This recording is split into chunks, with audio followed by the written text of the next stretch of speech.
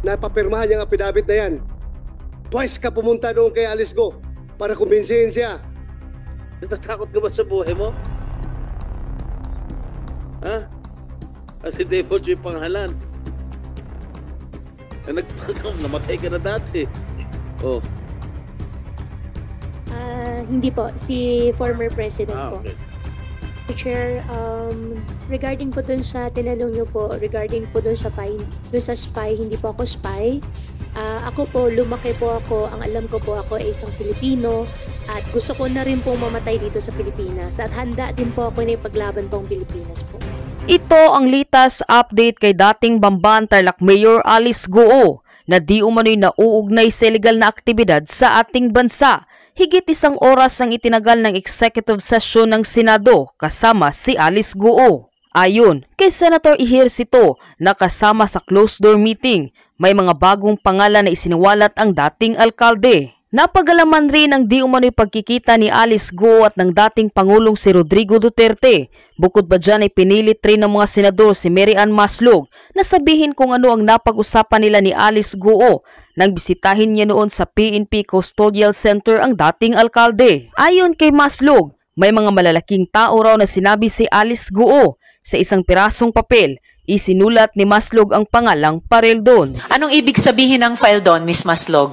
Tinatanong na rin ng aking mga colleagues, yun ba yung dating BOC? File doon po. Narito ang full update kung saan tila malapit ng mabulgar ang katotohanan at kung sino ang mga malalaking pangalan ang isiniwalat ni Alice Goo na labis namang ikinagulat ng mga senador. Halina't sabay-sabay nating panuorin at alamin ang videong ito na tiyak na ikakagulat nyo. Ngunit bago tayo magpatuloy, huwag kalimutang i-like, share, subscribe, and click the notification bell for more updates and for more upcoming videos. Maraming salamat! Napapirmahan yung affidavit na yan. Twice ka pumunta doon kay Alice Go para kumbinsihin siya. Sino yung sa Malacanang nag-utos sa'yo? Your Honor, I did not convince Alice po to sign any document po. You Your Honor. are a liar. You are a liar. Expected naman yan eh. Naisahan mo nga gobyerno how many years ago? Mr. Chair, 30 years. Naisahan mo na nga yung gobyerno noon pa. Ngayon pa. Mary Ann, Yes, SP pro tempore. natatakot ka ba sa buhay mo pagka dinivulge mo yung mga pangalan? Namatay ka na dati eh. Di ba? Natatakot ka ba sa buhay mo? Ha? At i-default yung pangalan. Namatay ka na dati. Oh.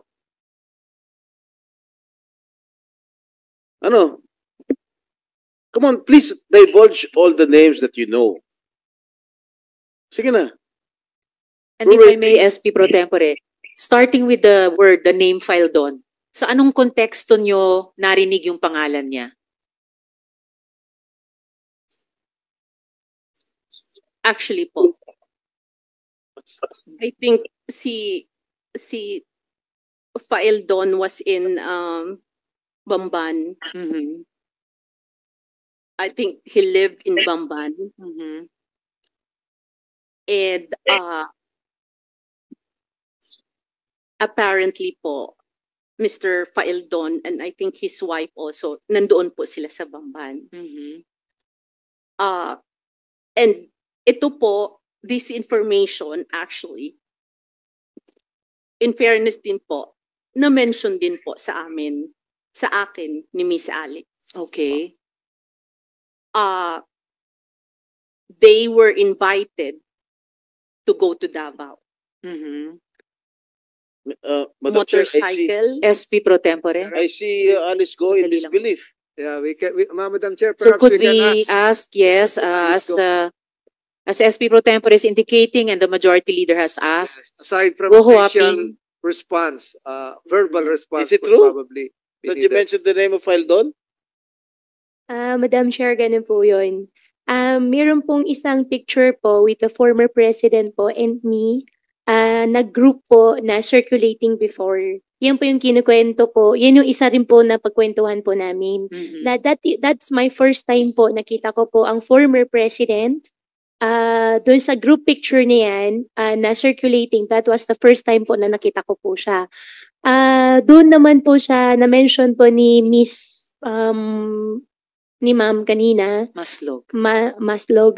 Kanina naman po na regarding po kay Mr. Nick Fildon naman po. Mr. Nick Fildon naman po talaga nasa Bamban. Meron po siyang goat farm po sa Bamban. Goat farm. Yes po, goat farm. So kayo may babuyan, siya naman kambingan.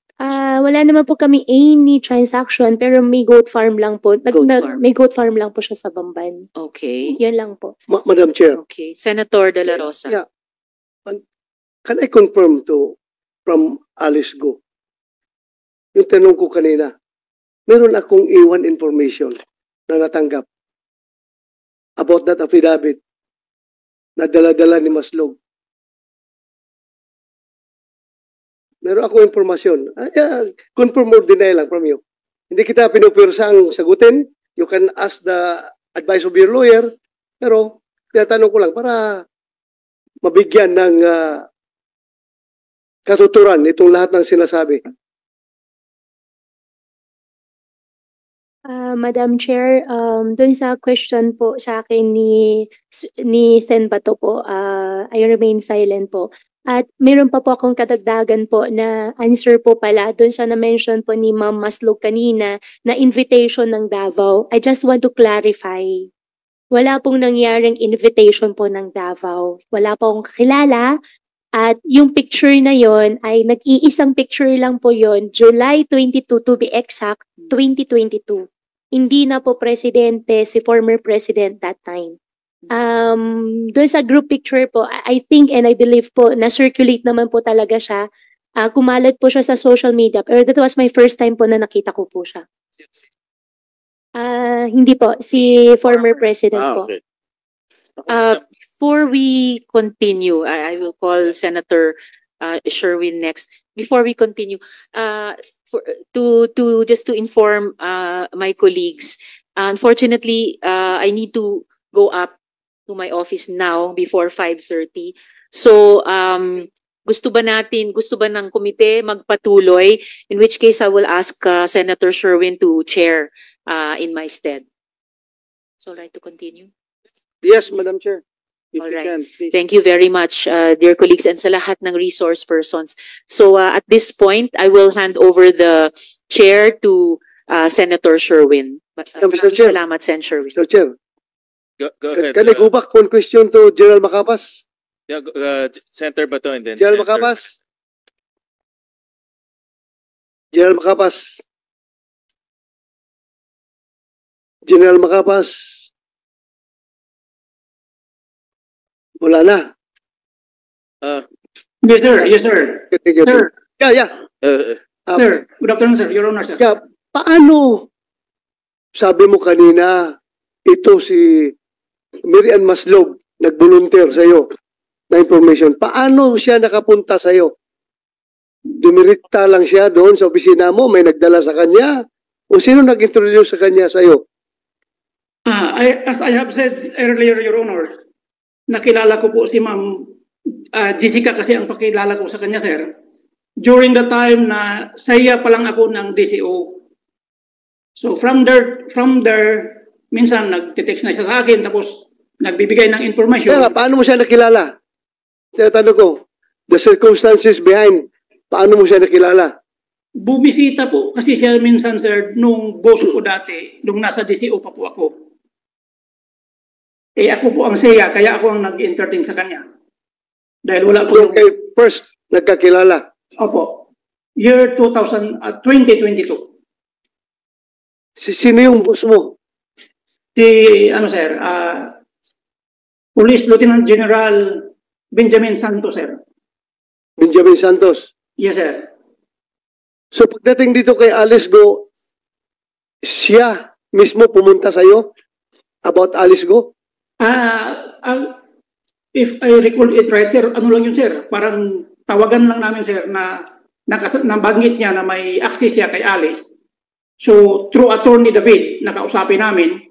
So, kinagat ko yung informasyon na yun, sir. Thank you. Thank you, General Macapas. That Yes, sir. would be all, Mr. Chair, if I may. Yes, Senate President Pro Tempore. Thank you, Mr. Chair. Mary Ann, alam mong wanted ka rito sa Pilipinas, di ba? Kaso ka. Your Honor, that case is still in Sandigan Bayan po. Yes. Your Honor. Di ba, nagpanggap kang namatay, kaya nawala kaso. Pero alam mo may kaso ka. May pending case ka. Na hinahanap ka ng otoridad. It is still in Sandigan. No, I'm asking you if you know that you have a case. Your Honor, the case is still in Sandigan All right. Bayan. O, po, di sir. meron kang Refuse to kaso. answer po. Okay.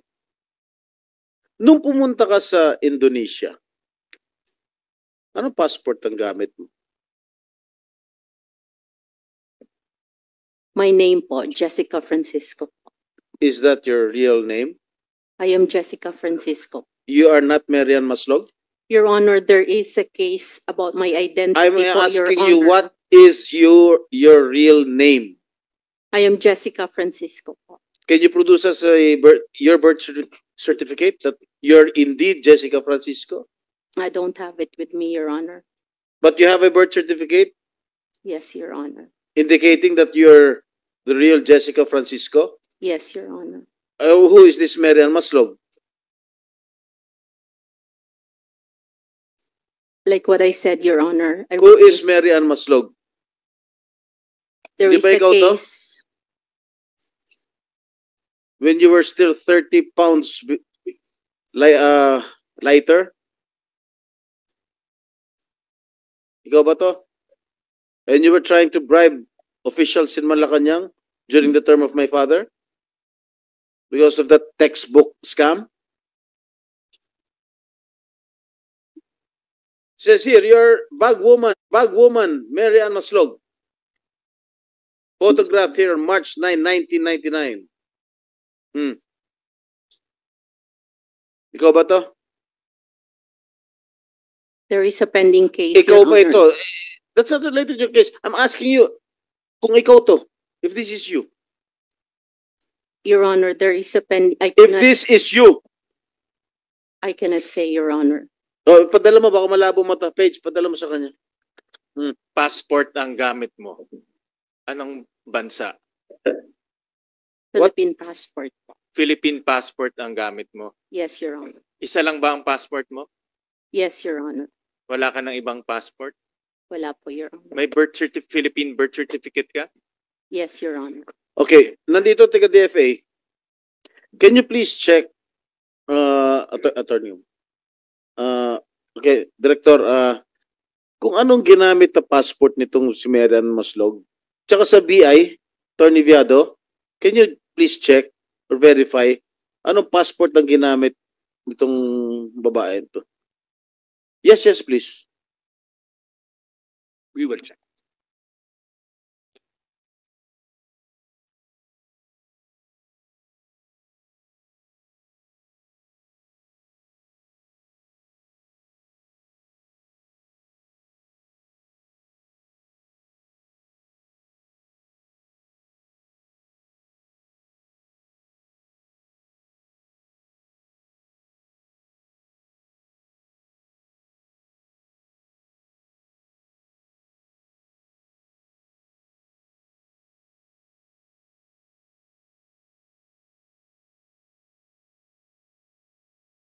What is your middle initial? Huh? Sese, Your Honor. Sese. Yes, Your Pwede po pa-flash ano? Yes, a ComSec. It's a ComSec. Okay, we will flash your your passport.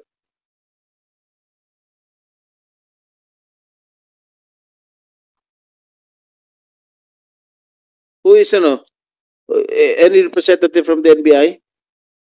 All right. Meron na ba kayo resulta dyan na si Marian Maslog at si Jessica Francisco ay isang tao lang?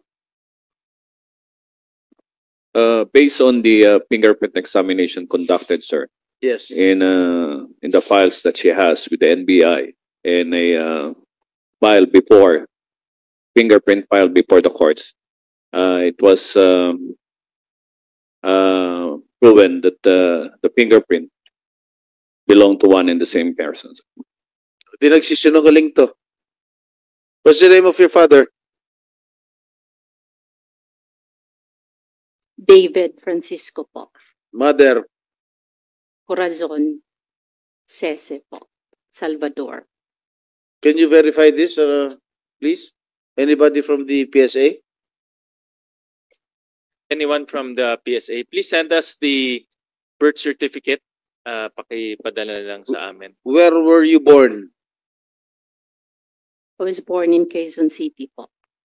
Quezon City? And Comsec, pwedeng pa-check sa civil registry if indeed there is a Jessica Francisco was born on, what's your birthday? December 30, 1985. December 30, 1985. So how old are you now? Alam mo, ikaw napakasinungaling mo 1985 ka pinanganak. Nasaan yung litrato? 1999, nagninegosyo ka na. 14 anyos ka? 14 anyos ka? Ha? Nasaan yung litrato? Alam mo, wag mo kaming lokohin dito Ako ngahingil ako tumayo dahil 1999, nagninegosyo ka na, nagkaroon ka na ng scam. 14 anyos, nanakaw ka na. Oh, 1999, nag-textbook scam ka na. Ano nakalagay dyan, 1985? Ano, 14 years old? Minor de edad? May pinatawag ka na ng house? Oh? Nagninegosyo ka na? Ano? I invoke my right, sir,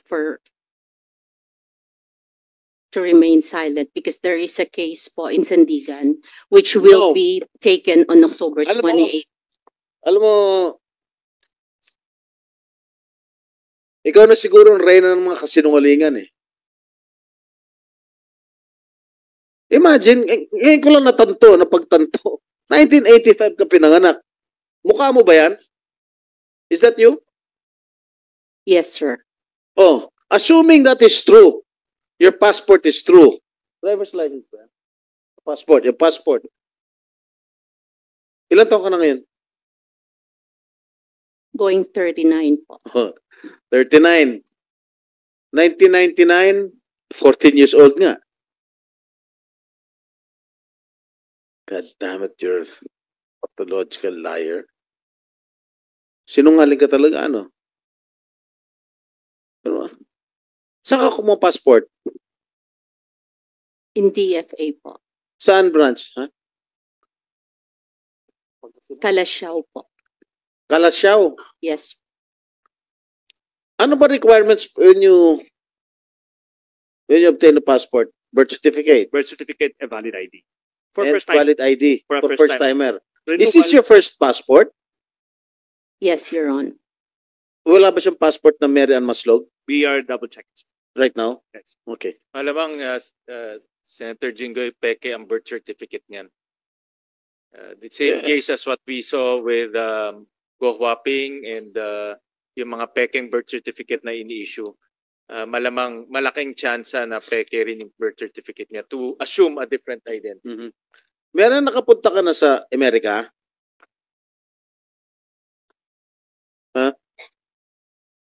Sir, I invoke my right po to Bakit? kasi Ba't po mo in-invoke? there is a Tinatanong case ko nakapunta ka na sa Amerika, ano masama doon? there is a case po kasi about my identity sa Sandigan Bayan po. Hmm? So I invoke my right to keep silent. Ang tinatanong ko lang kung nakapunta ka na sa Amerika, is that incriminating? I don't think that is an incriminating question. Oh, There is a case po regarding by bench warrant on the 28th to prove my identity po. So I invoke my right to keep silent, sir. do you have a case in the United States? You have a case in the United States. No, Your Honor. Really? Yes, Now Your I Honor. will read to you. Former textbook agent Mary Ann Maslog, who tried bribing officials of the DBM in 1999 so that her firm could wangle a 200 million textbook contract, is now Mary Ann Smith, married to an American who allegedly became her partner in crime.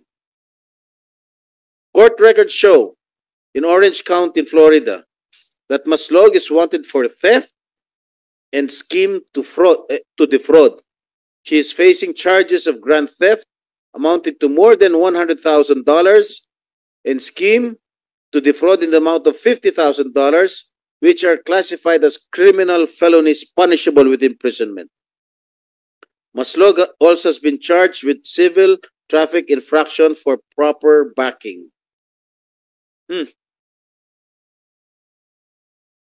May kaso ka pala sa Amerika.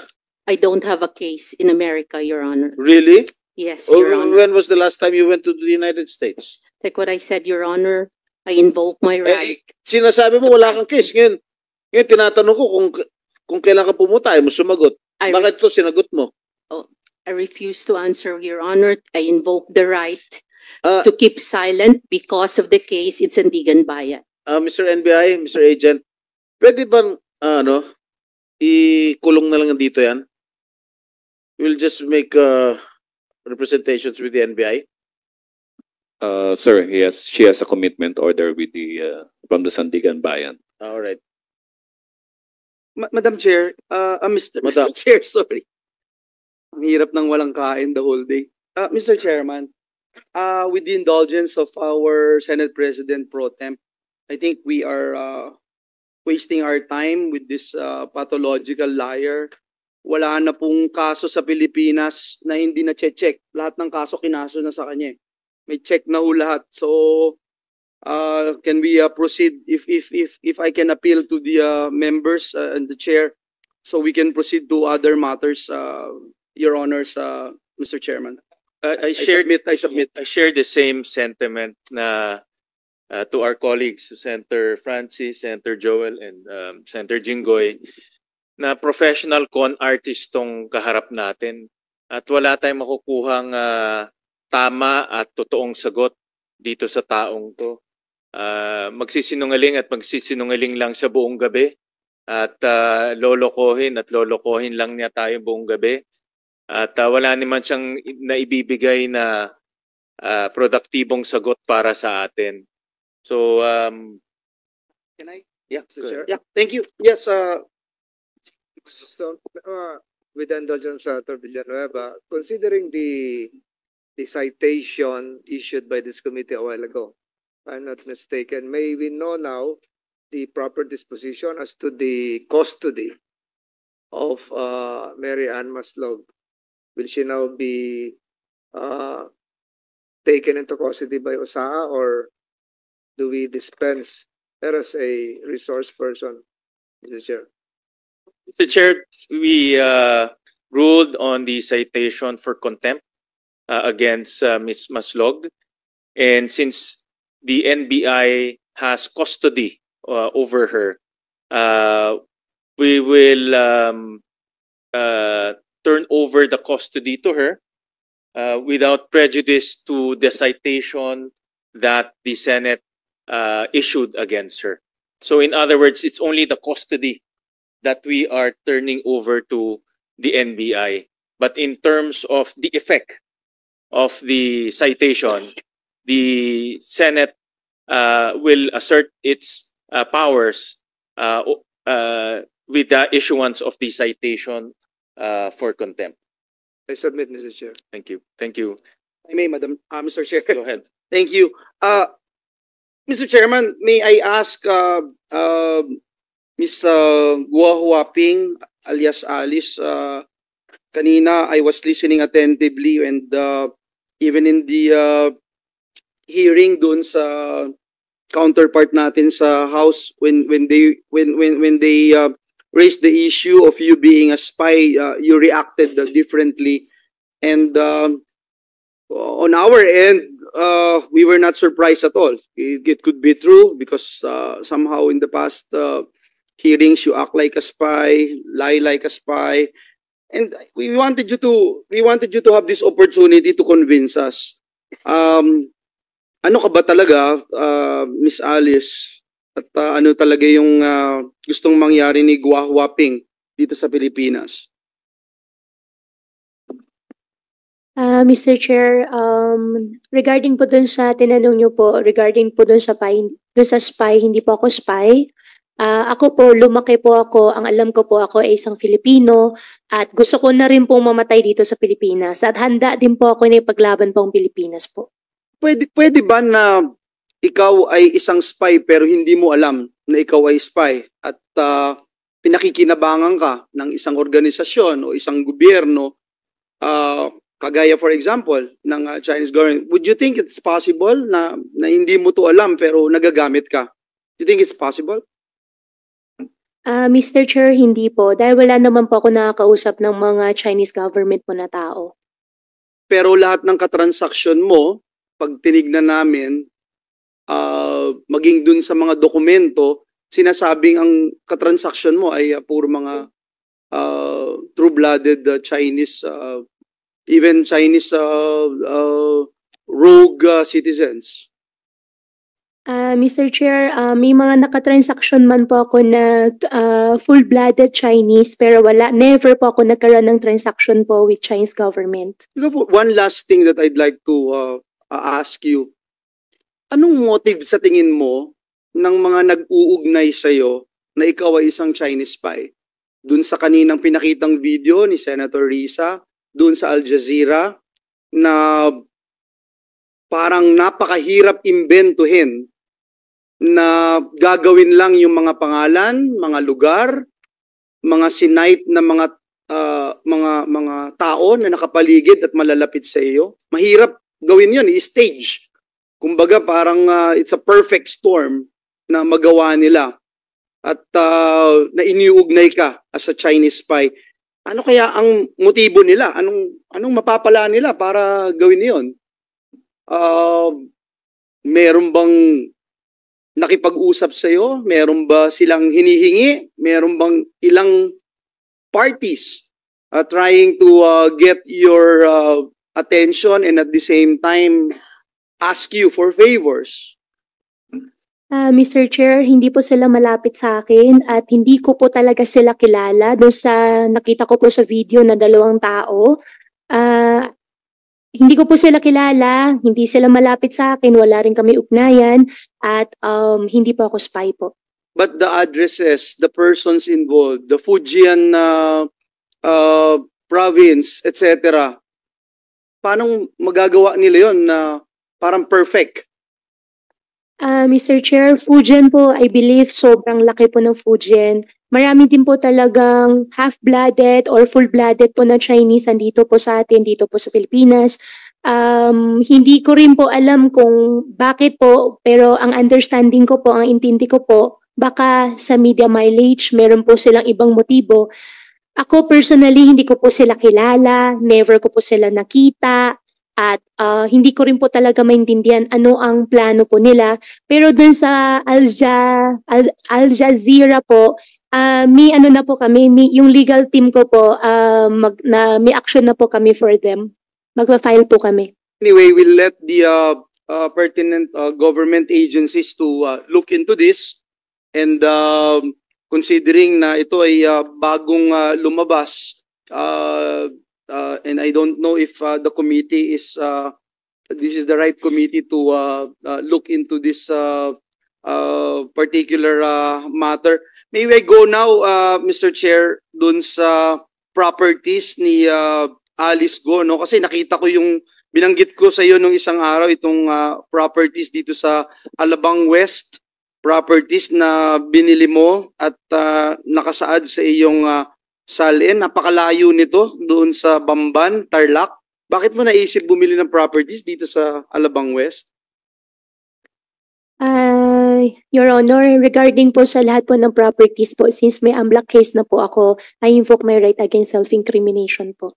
Kasi dito 157 million yung ginastos mo I actually don't believe na ganito lang kaliit para sa 8 lote dito sa Alabang West. No? May I know kung saan galing itong 157 mo? Ito, ayun naman to eh.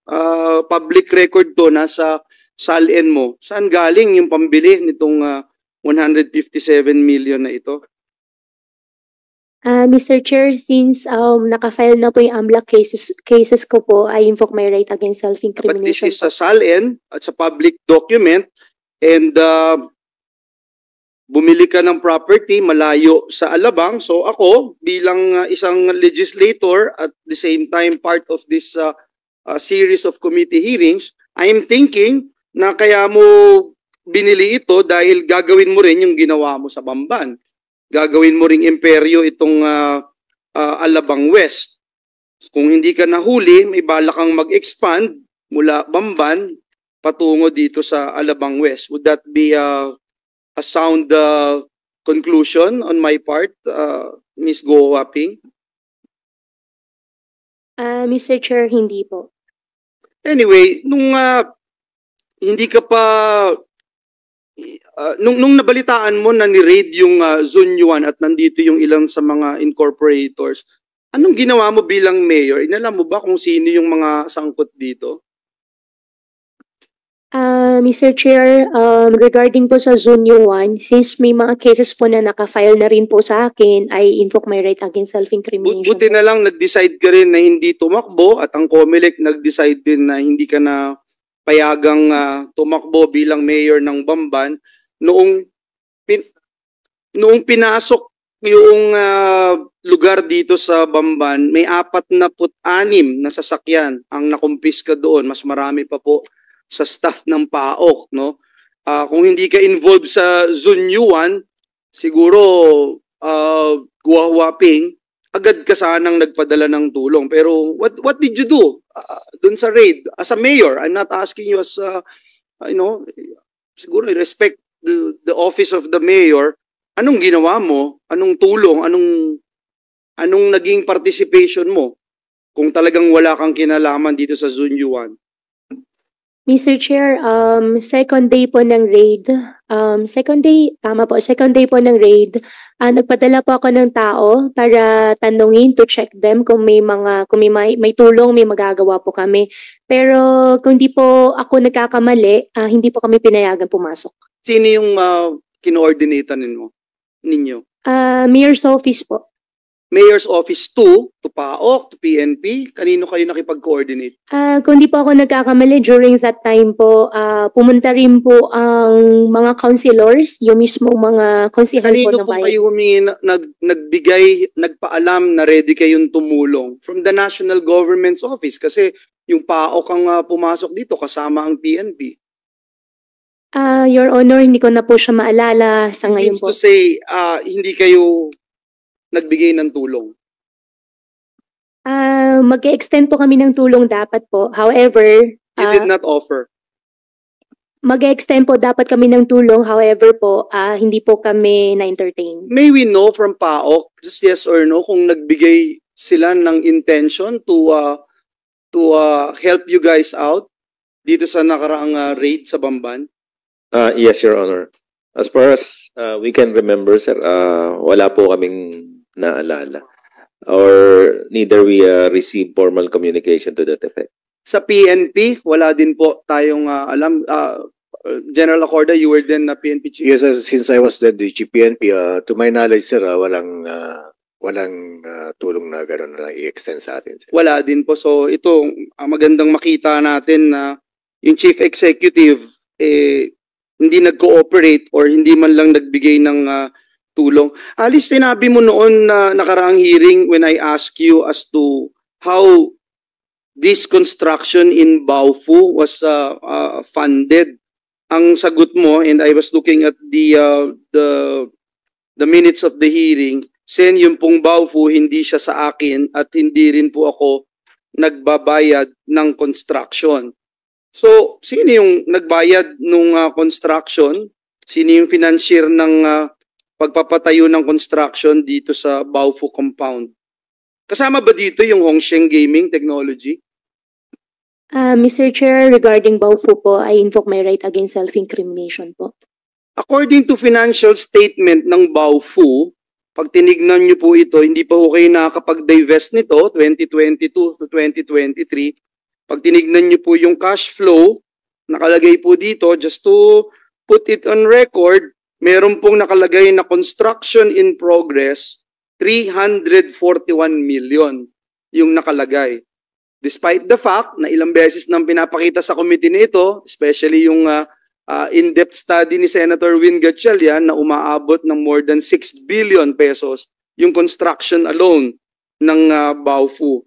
So itong sa 341 na lang million na nakalagay na public record, financial statement ng Baofu, galing ba ito sa mga shareholders? I suppose ito yung galing sa shareholders ng Baofu. Is that correct?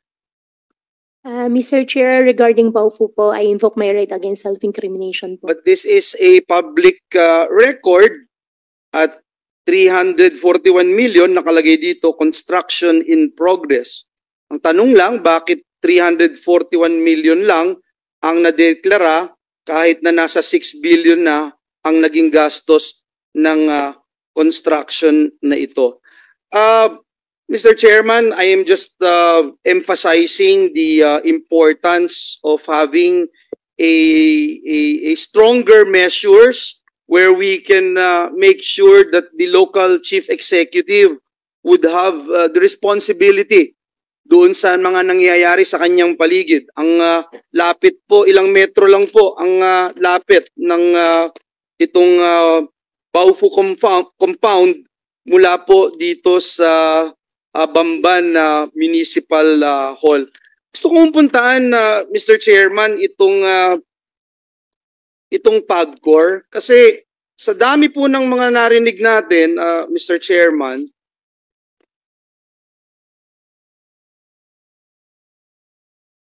makita yung PAGCOR. Sa dami po ng nakita natin, narinig, at tayo ho, simulat sa pool, nag-imbestiga tayo dito sa, kasama kita pala nun, Senator Sherwin, dun sa biggest human trafficking na nangyari dito sa Clark, no? I think next games, no? Next games, 1,300 human trafficking, 50 million na bribery, nakulong yung Commissioner Argusino at si Robles, if I'm not mistaken, no? Noong pa natin pinapound yung sa PAGCOR, yung representative ng PAGCOR, si General Villanueva, gusto lang natin malaman, nung nagdeklara po yung Pangulo ng Pogo Ban, ano na po yung nagawa ng PAGCOR para sundin yung direktibang ito? Kasi sabi ng PAGCOR, bibigyan nila tayo ng quarterly updates, Mr. Chairman, tungkol po sa winding down ng operation ng mga POGO. I'm not sure if PAGCOR's been submitting their quarterly updates, and perhaps if we can ask them kung pwede nating marinig yung pinakahuling update ng PAGCOR. Ilan nga po ba yung mga nagsisimulang mag-wind down, ilan na yung completely nakapag-wind down, Your Honor? Good afternoon, Your Honor. As of this date, sir, since the announcement of the President of the banning of all POGOs or IGLs, we have coordinated already with the other agencies, especially with DOJ, BI, and other law enforcement agencies, including PAOK. And DOJ made already the task force exodus. We're still awaiting for the executive order from the President, sir. And in July, there were 43 remaining IGL, sir. But today, there are only 38 now. And 4 more IGLs have submitted their intent to voluntarily surrender their license. 38 now. 38 now. Okay, first question again. You're giving us your quarterly updates. Yes, Are you sir. submitting? Yes, sir. Okay, thanks. And then as of September 30, 8,161 foreign employees signed up already for voluntary downgrading from the 38 companies, sir. So marami, sir, nag-file ng voluntary downgrading of their working visa. Okay. So, ibig sabihin, now, it's only down to 38. Yes, sir. 38 na lang Yes, po. sir. And you're only talking, Mr. Chairman, you're only talking about legal pogos. Am I Yes, sir. correct? Yes, sir. Because you have no idea about the illegal pogos. I have some ideas, sir. In fact, No, if you have any idea of illegal pogos, since then, pinasara nyo na yun. hindi, sir. Actually, we're working it out with PAOK, sir. Because I work with other agencies also, sir. Being close to the law enforcement agencies. That's been the problem, Mr. Chairman, ever since, no? For example, ngayon, yung validity ng OGEL o yung, ano nga ang OGEL? Yung employment license. Yes. Di ba? Yung validity nila will only be valid until December 31, 2024. Is that correct? Yes, sir. Ito yung in-adjust ninyo na validity. Yes, sir. Now, last week, October 3, ang PAOK discovered an illegal pogo. We're not surprised anymore because there's so many illegal pogos. Dito sa raid na nangyari sa Pasay City. Ironically, Mr. Chairman, that's only 650 meters away. 600 freaking meters away from the Senate. An illegal pogo while we're conducting Senate hearings here about pogos. At ang mas nakakabahala po, malapit din po ito sa PAGCOR Corporate Office dito sa Pasay. Ito pong na-discovering pogo sa Kimberly Building sa Macapagal Boulevard ay isang scam farm. Hindi ko bang malaman na, Mr. Chairman, bigyan tayo ng overview ng PAGCOR kung paano po yung kanilang proseso sa winding down ng operation ng mga pogo. Kung nabanggit nyo na nga po, hindi lang legal, even na illegal. Paano po yung mga proseso? Ano po yung inuuna? Bakit itong illegal na pogo nandito pa, no? Ang lapit-lapit dito sa atin, pareho sa PAGCOR at sa Senado, operational pa rin ho. Nag-ooperate sila nung na-raid po sila, Your Honors. Your Honor,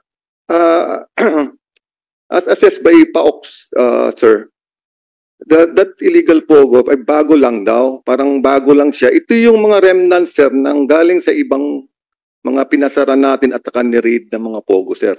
Parang kabuti ito, sir. Kaya nga yung pag nagre-report kami sa PAOK, we hope and pray na ma-raid sana to, ma-raid itong illegal na to, or itong licensing na nag-illegal, ma-raid sana ng PAOK para ma-deport na natin.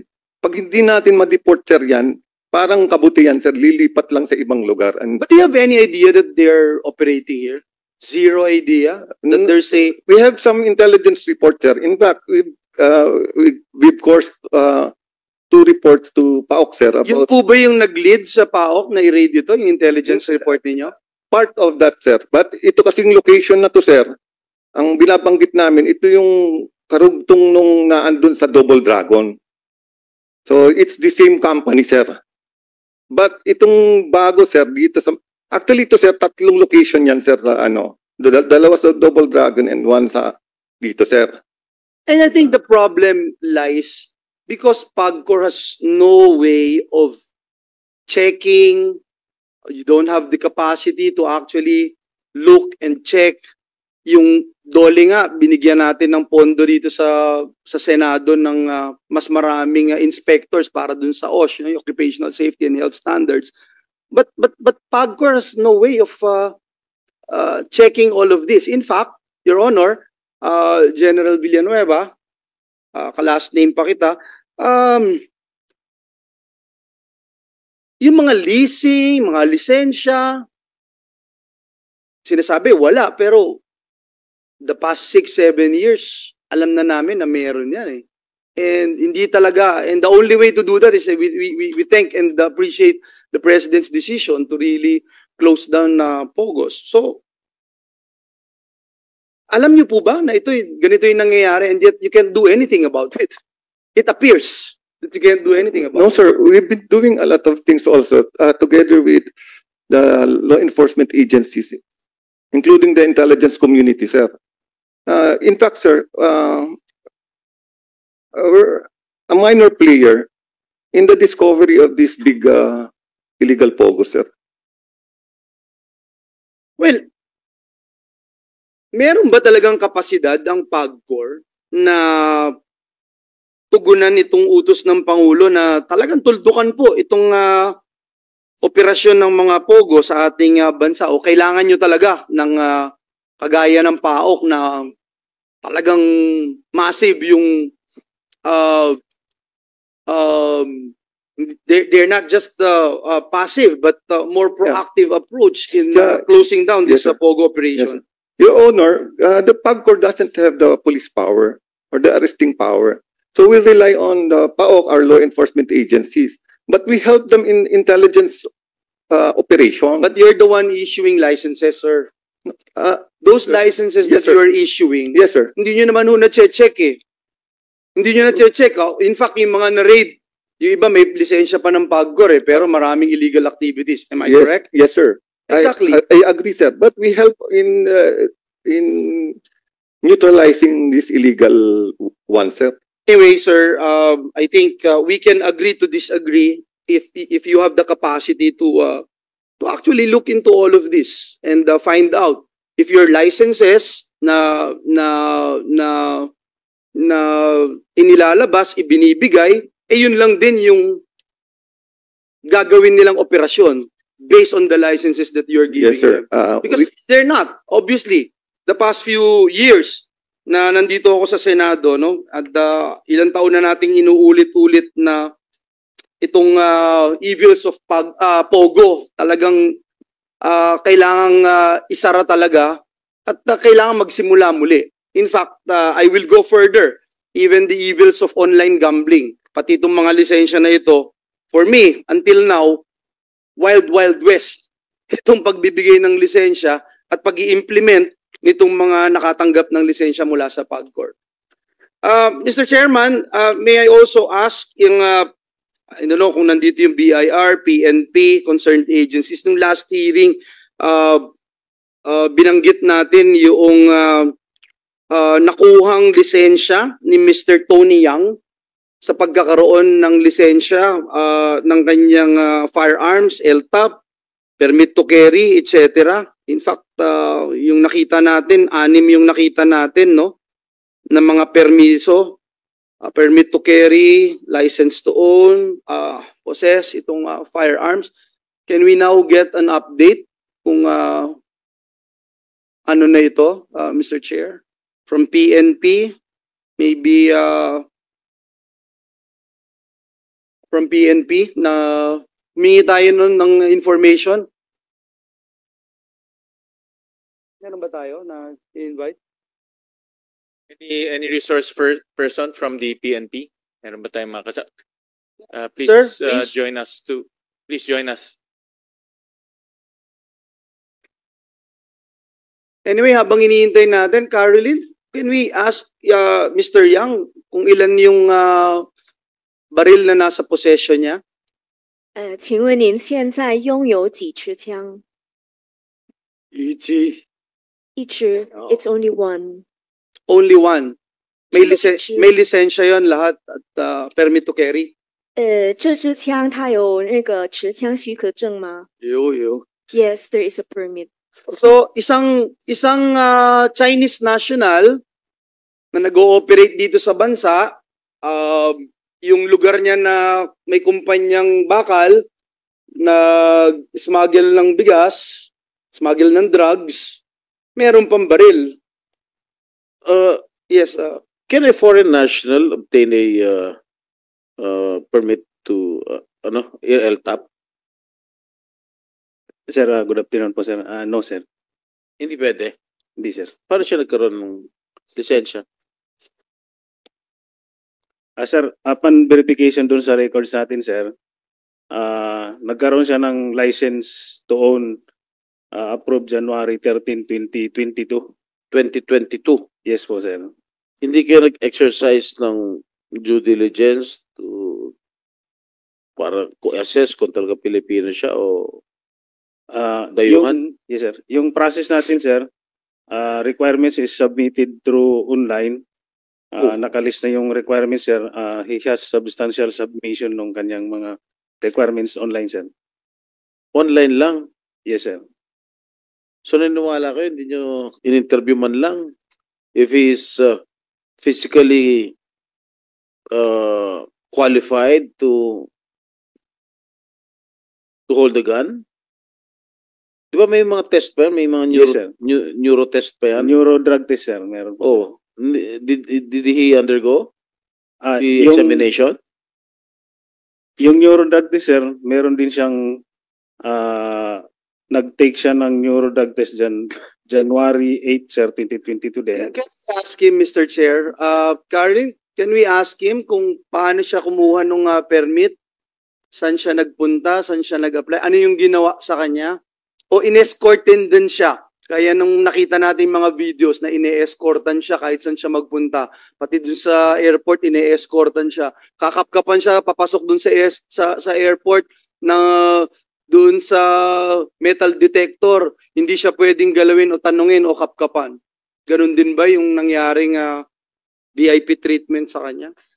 请问你是如何拿到这个许可证呢？是不是谁帮你来申请？你是如何申请？在哪里申请？而且呢，你也是否有通过警察陪着你才可以拿到这个许可证呢？ Can you use the microphone, please? 以前一个警察给我说，他能帮我办这个证，还有去买这支枪咯，就这样，他帮忙买我就放在家里。 Okay, so during that time, there was a police who told me that he can help me get the permit. And then after that, he would help me buy the gun. And after that, I got the permit and the gun, I just kept it. How did you apply for the permit? Where did you go? What did you do? Okay, 所以当时你是如何拿到这个许可证呢？如何办理这个许可证？ 当时就是有一个警察去帮我办这样。 It was the police who helped me process the application. So paano mo naman lalagyan ng neuro test to? At nakakuha ng permit. Is it still live yung permit niya? Yung kanyang LTAP, sir, is until 2024 na revoke na rin siya, sir. Pati yung kanyang license is already revoked, sir. You know, Mr. Chairman, I just raised this particular issue because number one, he's been here for quite a long time. 25, 26 years if I'm not mistaken. Si ito si Tony. Si Mr. Yang. Dito Yes. nga pinanganak yun, di ba? Hindi. Chinese siya eh. He even mentioned here that he is a Chinese and yet he was able to get a license na mag-own at mag-carry ng baril dito sa Pilipinas.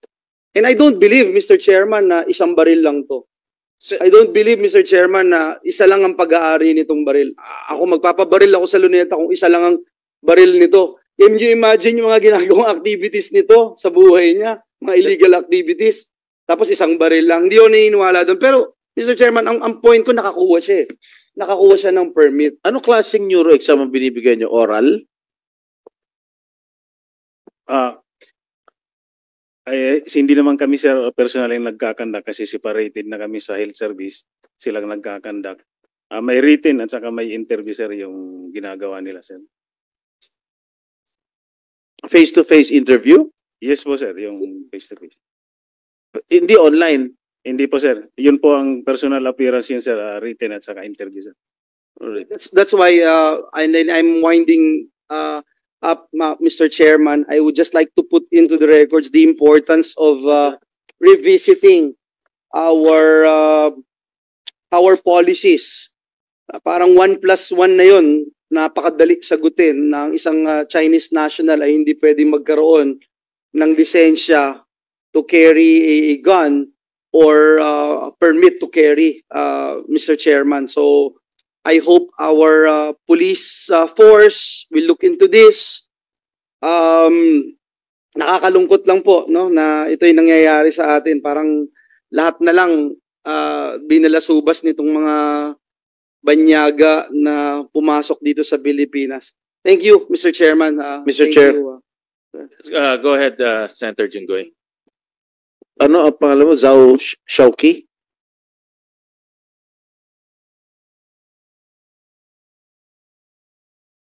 Siya yan? 赵守期， Ha? 齐，赵守齐， Makakaintindi Tagalog? Filipino? 你能